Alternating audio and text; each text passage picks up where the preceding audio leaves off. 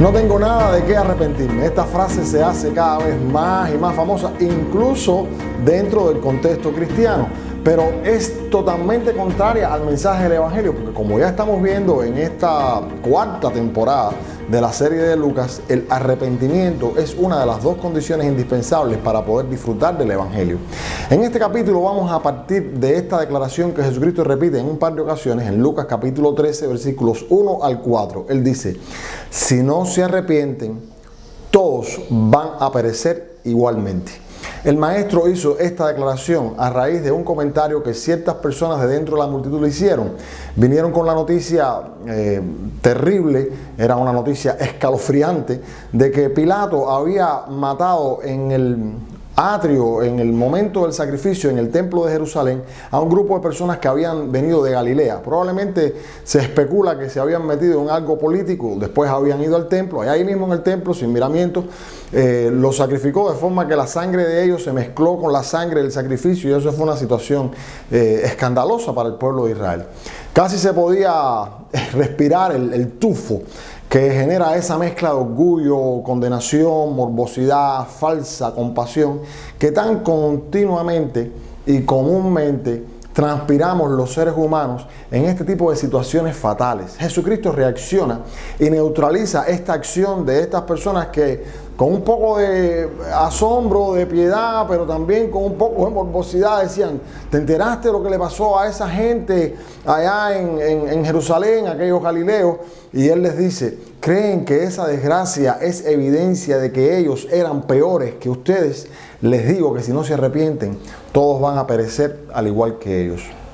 Para reforzar esta enseñanza, él usó otra noticia que probablemente haya salido en el Jerusalem Today, algo así, porque en aquellos días la situación estaba bastante convulsa con noticias y noticias. Y se trató de la noticia trágica de que 18 constructores que estaban trabajando en la torre de Siloé, aparentemente reparándola, hubo un accidente de trabajo y murieron esos 18 hombres. Y él vuelve a repetir la fórmula: ¿creen que esa desgracia es evidencia de que estos hombres eran peores que ustedes? Les digo que si no se arrepienten, van a correr la misma suerte que ellos. Ahora, tenemos que entender que la palabra que Jesús usa para arrepentirse es metanoia, y se puede traducir como un cambio de mente. Sí, porque arrepentimiento, bíblicamente hablando, en manera esencial, es un cambio de nuestra mente, una transformación en nuestra manera de ver la vida. Por eso Pablo en Romanos capítulo 12 dice: les ruego que se transformen por medio de la renovación de vuestro entendimiento, la transformación que viene a través del arrepentimiento que produce el Evangelio. Es esencialmente un cambio radical en mi manera de pensar cuando soy expuesto a la verdad del Evangelio de Jesucristo. Hoy vamos a ver tres cambios fundamentales que se producen en la mente de una persona que experimenta el arrepentimiento según Dios. Primero, va el cambio de la crítica a la contrición. El arrepentimiento nos lleva a una mente que se enfoca a señalar los errores de los otros, a una mente que se enfoca en rectificar los errores personales. A eso es a lo que la Biblia llama, y Pablo específicamente en 1 Timoteo, una buena conciencia, un correcto autoconocimiento. Y es a lo que también David en el Salmo 51 se refería cuando decía: el corazón contrito y humillado no despreciarás tú, oh Dios. Y es también a lo que Jesucristo se refería cuando le decía a las personas aquí en el Sermón del Monte: ¿por qué miras la paja que está en el ojo de tu hermano y no miras la viga que está en tu propio ojo? Lo que sucede es que el Satán nos conduce por el camino de la autoindulgencia, un camino tan mediocre que solo siente que avanza cuando los otros fracasan. Y desde el momento en que Adán se sometió al Satán, aprendió sus mañas. Pues fíjense, cuando Dios le pide cuenta, enseguida él se vira y dice: no, la culpa la tiene Eva. Y cuando se vira Eva, la culpa la tiene la serpiente. De manera que yo creo que la tolerancia de la cultura posmoderna es una cortina de humo para justificar nuestra falta de introspección, nuestra falta de contrición, la autoindulgencia que tanto se promueve en la humanidad. Es una aparente falta de introspección colectiva, pero los individuos que no practican la introspección, más tarde o más temprano, de una forma u otra, terminan juzgando a los demás. ¿No es eso realmente lo que sucede hoy? Miren, estas personas que son los intolerantes, de pronto se convierten en los más ofensivos, los más agresivos, los más condenatorios, esos que se están vistiendo de la bandera de la tolerancia, son realmente los más intolerantes. Pero ¿qué se puede esperar de aquellos que rechazan toda oportunidad de contrición y de autoanálisis y de autoconfrontación en su vida? Porque su mente no ha cambiado como la forma en que la cambia el arrepentimiento según Dios. Siempre va a ser más fácil hablar de los galileos asesinados por Pilato, o de los constructores muertos en un accidente, o de las injusticias de otros países, o de las tragedias de mis vecinos.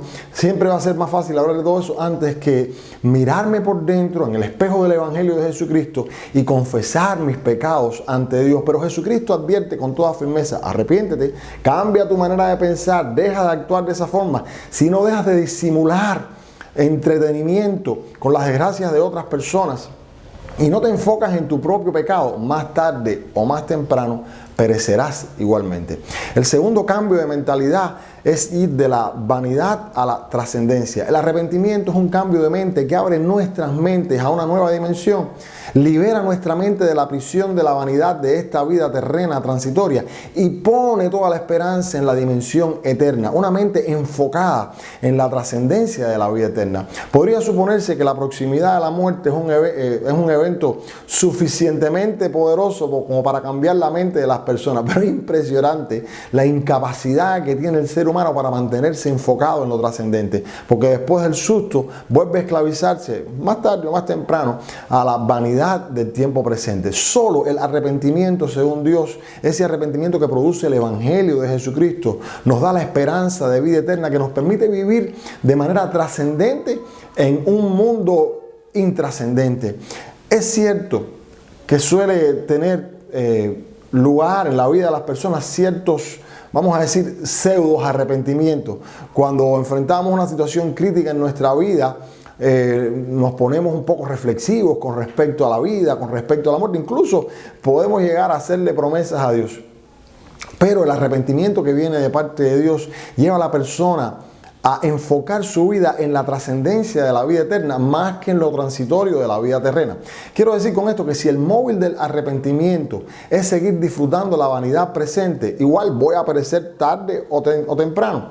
Pero si el móvil del arrepentimiento es disfrutar la vida eterna, entonces experimento salvación. Lo que Jesucristo aconseja es que no hay que esperar a que lleguen las situaciones trágicas en nuestra vida para experimentar el arrepentimiento. Todo lo contrario. Él nos exhorta a que nos arrepintamos ahora mismo, en este momento, que cambiemos nuestra mente, nuestra manera de pensar para evitar mayores tragedias. De hecho, la mayor de las tragedias, que es la muerte eterna. En tercer lugar, la tercera forma en que el arrepentimiento cambia nuestra mente es del juicio a la justificación. El arrepentimiento es un cambio de nuestra mente sobre nuestro concepto de lo que es la justicia y también sobre las normas que usamos para juzgar. Los seres humanos tendemos quizás hasta con un poco de superstición evaluar la vida de las personas por las tragedias que las personas enfrentan. Si esto fuera así, entonces personas como Job, Pablo y hasta el mismo Jesucristo tendrían que ser clasificadas como las personas más perversas del mundo. Y también, si pensáramos de esa manera, tendríamos que pensar que personas que asesinaron, que fueron malvadísimos, pero que murieron con lujos, que murieron viejos en su cama, entonces clasificarían como personas buenas. Pero las personas que le trajeron la noticia a Jesucristo pensaban que aquellos galileos que habían sido asesinados por Pilato y los constructores muertos en el accidente debían por ende ser un poco más pecadores que ellos.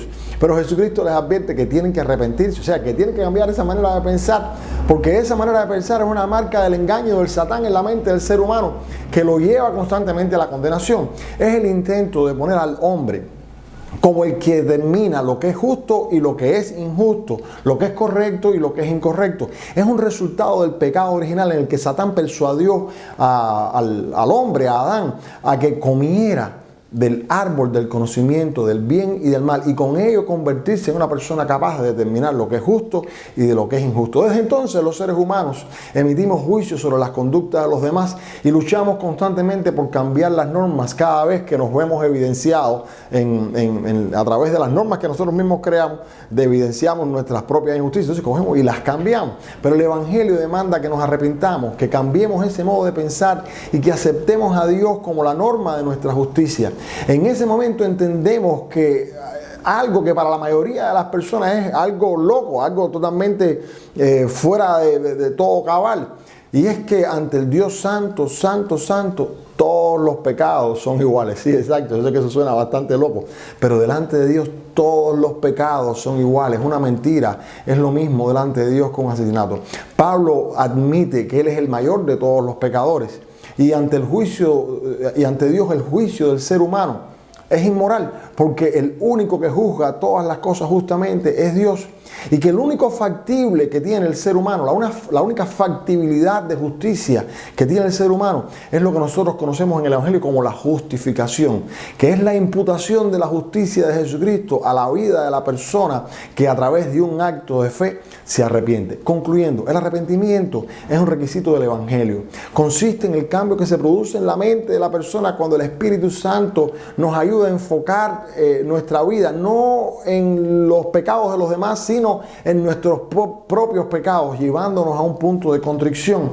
Cuando cambia nuestra mente y nos ayuda a enfocarnos en la vida eterna y no en la vanidad del mundo presente. Cuando cambia nuestra mente y nos lleva a enfocarnos en la justificación a través de la justicia de Jesucristo y no en nuestra propia justicia. Si deseas experimentar este tipo de cambio, que tu mente se transforma a una dimensión vertical y que experimentas entonces la verdadera libertad del arrepentimiento de Cristo Jesús, te invito a que hagas esta oración. Dile: Señor Jesucristo, entra en mi vida, cámbiame, cambia mi mente, ayúdame a tener un arrepentimiento verdadero. En Jesús, amén. Si quieres continuar oyendo acerca del Evangelio y hablando acerca del Evangelio, te invito a que vengas el próximo encuentro.